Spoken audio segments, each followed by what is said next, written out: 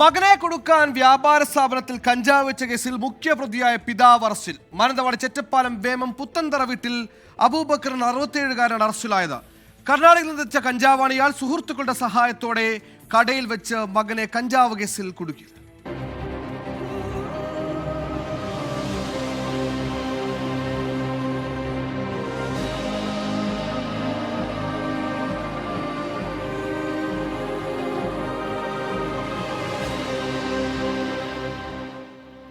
മകൻ നൌഫലുമായി അബൂബക്കറിന് കുടുംബ പ്രശ്നങ്ങളുണ്ടായിരുന്നു. ഇതിന്റെ തുടർച്ചയായാണ് കേസിൽ കൊടുക്കുകയെന്ന ഉദ്ദേശത്തിൽ കടയിൽ കഞ്ചാവ് വച്ചത്.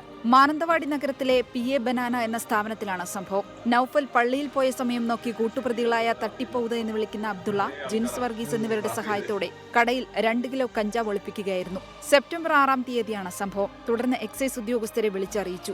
എക്സൈസ് സംഘം നൌഫലിനെതിരെ കേസെടുക്കുകയും ചെയ്തു. എന്നാൽ തുടരന്വേഷണത്തിലാണ് കൃത്യമായി ചിത്രം വ്യക്തമായത്. കഞ്ചാവ് വെച്ച ശേഷം നൌഫൽ പിടിയിലായെന്നുറപ്പായതോടെ സംഘം കർണാടകയിലേക്ക് കടക്കുകയായിരുന്നു. CCTV ദൃശ്യങ്ങളടക്കം ശേഖരിച്ച് നടത്തിയ പരിശോധനയിലാണ് ഒളിവിൽ കഴിഞ്ഞിരുന്ന അബൂബക്കർ വലയിലായത്. കൂട്ടുപ്രതി ജിൻസ് വർഗീസിനെ നേരത്തെ പിടികൂടി റിമാൻഡ് ചെയ്തിരുന്നു.